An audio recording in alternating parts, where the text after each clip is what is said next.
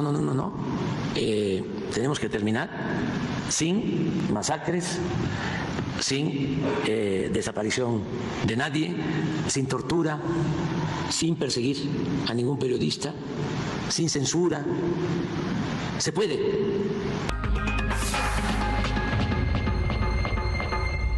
Bueno, este es un tema de los que venimos analizando. Nos hemos permitido presentarle con opinión de personas que se han dedicado al análisis. Me gusta, no sé si me gusta, perdón la palabra experto, pero sí me gusta como definir que es gente que investiga a detalle el asunto, no son personas que de repente le hayan entrado al tema, llevan toda su vida abordándolo, no los mueven filias y fobias, los mueve el análisis, la investigación científica, y es por eso que, los hemos buscado y pensamos que le pueden dar a usted un diagnóstico con luces y sombras de lo que han sido diferentes áreas de gobierno. Hoy el tema es seguridad. Casi más cercano a los 200,000 homicidios es lo que hemos tenido en este sexenio. Así va a concluir el sexenio del presidente López Obrador. 198,084. 21,692 víctimas por día. Por donde se le vea, es un asunto brutal en buena parte del país, ¿no? Yo creo que eso está muy claro. Con este saque, como luego se dice, para echarnos a andar, le hemos pedido a Víctor Sánchez, quien es secretario general de la Universidad Autónoma de Coahuila, especialista en temas de seguridad, pues que nos vaya dando sus visiones sobre las cosas y que nos vaya diciendo cómo va viendo el asunto. Bueno, te saludo con enorme gusto, Víctor, como siempre. ¿Cómo has estado? Buenas noches. Hola, muy buenas noches, Javier. Excelente. Un saludo a todo el auditorio. Siempre es un placer estar contigo. Bueno, a ver, yo primero, si te parece que le entremos al número de personas muertas violentamente en el país, lo que significa día por día, y segundo, que la Guardia Nacional ha recibido desde hace 5 años de su creación un presupuesto importantísimo, 256,000 millones de pesos. Es un mundo de dinero. Tan solo el año pasado su presupuesto concentró 11% de gasto en defensa total de México. Esta noche en el Senado, como lo sabes, se está votando en medio de una controversia alta entre la oposición, la magra oposición y la mayoría, es el tema de integrarla al ejército, que así será. Ahí tienes los datos, el público los tiene. Víctor, ahí están. Y yo creo que podría ser como estos dos asuntos el punto de partida. ¿Cómo ves las cosas, Víctor?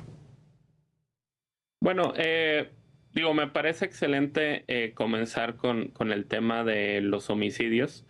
Si bien, por ejemplo, el gobierno de Andrés Manuel López Obrador presumió en el último año que había una disminución del 22% con respecto a 2018, hay que señalar varias cosas. O sea, es decir, si bien la cifra en un porcentaje, sacado como porcentaje, es cierto, hay que tener precauciones a la hora de leer la cifra. ¿Por qué? Porque se trata de una comparación con el punto más alto que hemos tenido en la historia de homicidios en México.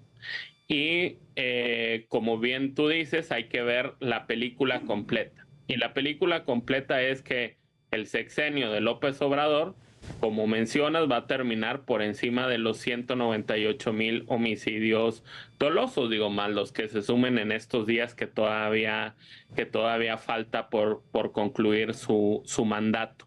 Eso, si lo comparamos con el sexenio de Enrique Peña Nieto, fueron 150,000. O sea, estamos hablando de casi 50,000 más homicidios en el sexenio de Andrés Manuel López Obrador, y frente al sexenio de Felipe Calderón, que fueron 122,000 aproximadamente.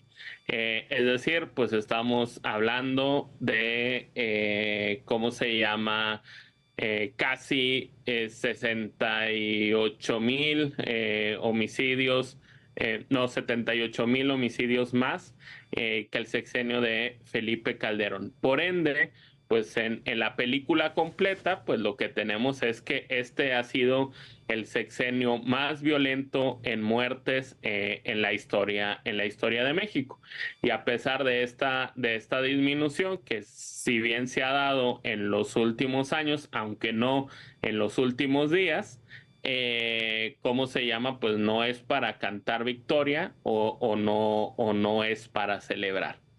Y eso lo podemos interconectar con lo que bien mencionabas de cómo una promesa que se da en el periodo en el que el actual presidente, el todavía presidente, estaba en campaña y que prometió de forma reiterada que iba a mandar al ejército de nueva cuenta a los cuarteles, que iba a apostar por el fortalecimiento de las policías civiles, pues una vez llegado al poder, toda la tendencia fue al contrario.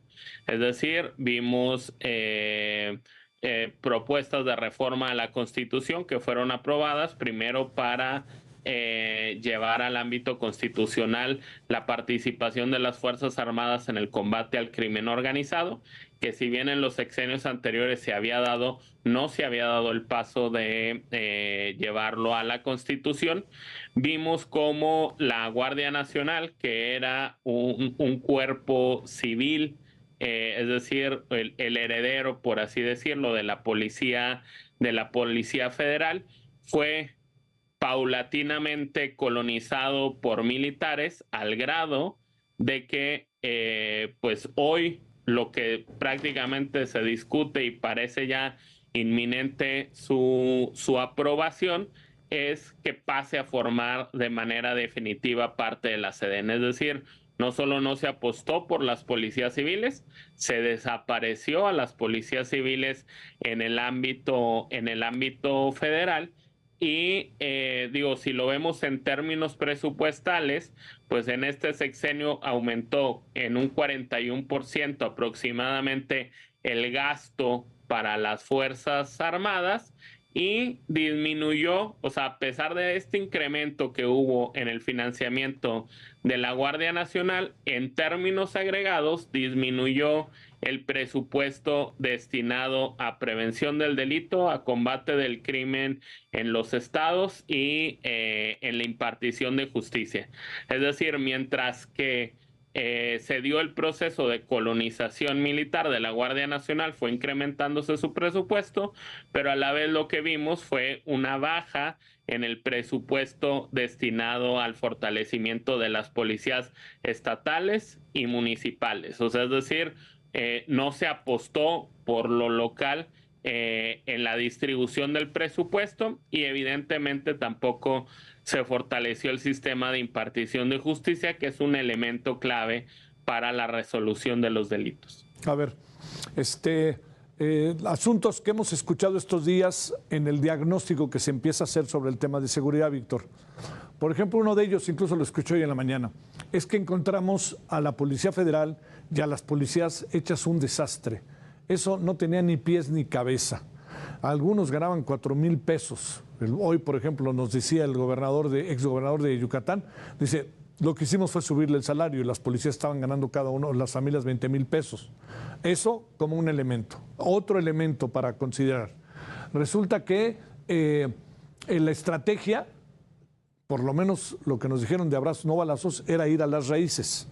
Pregunto si esto pudo haber cambiado, tomando en cuenta de manera muy clara que son dos niveles. Uno es el nivel de la delincuencia organizada y sus delitos, y otra cosa es la cotidianidad de la vida, ¿no? Que te asaltan en la esquina o que te roban, etcétera. Bueno, la lista de este gobierno incluye algunos golpes importantes a los carteles. Se detuvo después del primer culiacanazo a Ovidio Guzmán, pero ya vemos todo lo que pasó ahora con el Mayo, que en donde uno supone que en cualquier momento estará como testigo protegido Ovidio. También cayó José Antonio Yepes el Marro, líder del Santa Rosa de Guanajuato, el tema del huachicol, que también quedó como muy a la mitad. Se dio la captura de Caro Quintero, cayó Antonio Ceguera, Tony Montana, hermano del Mencho. Y además, no queda muy claro qué pasó el otro día en Polanco, donde alguien se bajó y le metió 3 balazos a una persona y todo indica que esa persona era sobrina de Caro Quintero. A ver, estos diferentes niveles de las cosas, Víctor, ¿cómo los ves?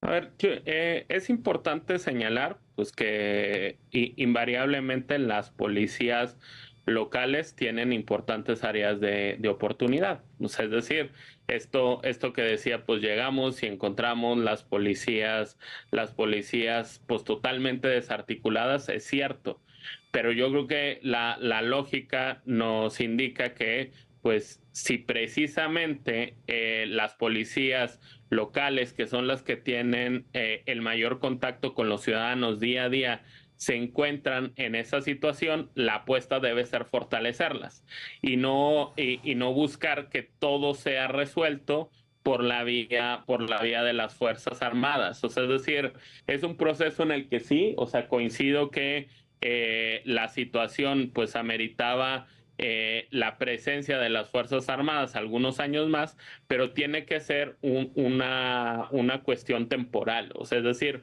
una apuesta en donde pues cada vez participen menos y cada vez se fortalezcan más las policías locales, porque si no, el problema es pues que nunca se va a salir de esta lógica de militarización. Concuerdo en el hecho pues de que siempre en una estrategia de prevención del delito se tiene que apostar por ir a la raíz, o sea, es decir, por dotar de oportunidades a las personas que no lo tienen y que corren el riesgo de terminar enganchadas por el crimen organizado.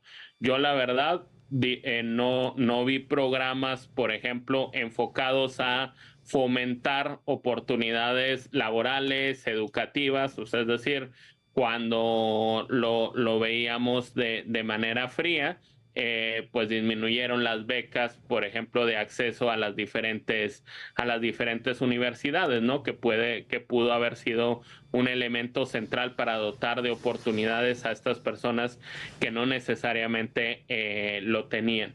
Y pues hablando de los golpes que se dieron en este sexenio al crimen organizado, pues digo, señalabas varios muy importantes. Digo, hay otros que pues no se le pueden atribuir al gobierno mexicano, pues como esta captura del Mayo, de otro de los hijos de Joaquín Guzmán, el que tiene apellido Joaquín Guzmán López, pero pues lo cierto es que al igual que sucedió en otros sexenios con grandes arrestos o con abatimientos, lo cierto es que esto no se traduce en una disminución de los índices de criminalidad. Por ejemplo, el gobierno de López Obrador presumió también que en el agregado se podía hablar de una disminución superior al 30% de los delitos de alto impacto. A ver, es cierto, solo si ponemos el tema de los robos, o sea, porque los robos en general disminuyeron un 40%, el robo a vehículos disminuyó un 45% y, por ejemplo, el secuestro disminuyó casi un 60%. El problema es, pues, que estas disminuciones no se dieron en todos los rubros, o sea, si nos vamos a temas como la extorsión. La extorsión subió un 36%, el narcomenudeo subió un 40%, subieron un 65% las denuncias por hechos de corrupción, el robo de combustible que tú mencionabas, por ejemplo, con el líder del cártel Santa Rosa de Lima, que era un cártel que ya solo se dedicaba al huachicoleo. El robo de combustible se incrementó un 49%. O sea, es decir, sí hay disminución de algunos delitos, pero también hay un incremento muy importante de otros delitos. O sea, violencia familiar y se incrementó un 67%. Lo cual, pues, si la mayoría de los delitos de alto impacto suelen ser robos y los robos disminuyen, pues esto afecta la tendencia general. Sí. Pero en el agregado hay un mayor número de delitos de alto impacto que se mantuvieron a la alza que los que fueron al descenso. A ver, para cerrar, ¿cómo calificarías el sexenio? No te diré números, pero en pocas palabras, ¿cómo podríamos calificar el sexenio en materia de seguridad, que sigue siendo una de las demandas más grandes que tiene la población y en donde peor evaluado sale el gobierno? Sí, a ver, yo lo resumiría con que fue una pues gran oportunidad perdida. O sea, es decir, fue un escenario en donde se pudo apostar hacer algo diferente a los dos gobiernos anteriores, Sí. que incluso pues se había vendido como tal, o sea, y que tenía la legitimidad de haber apostado por grandes cambios, y que siguió una tendencia muy similar, que fue una tendencia de militarización, y que a final de cuentas, pues a juzgar por las cifras, pues no podemos decir bajo ningún supuesto pues que se trató de un avance, sino que el país pues sigue inmerso en la violencia. En muchas zonas todos los días pues hay miedo de salir a la calle, hay un peligro real de ser víctima de delitos de alto impacto, Sí. y por ende pues esto se traduce en esta valoración ciudadana y en el que la seguridad siga siendo pues quizá el tema más importante en la agenda pública. Víctor, muchas gracias. Te mando un gran saludo, Víctor. Un gran saludo de Gracias. vuelta, y como siempre un placer. Saludos hasta la universidad. Ya tenemos que hablar de las universidades más adelante. Gracias, Víctor. Nos vemos. Buenas Adiós, noches. gracias.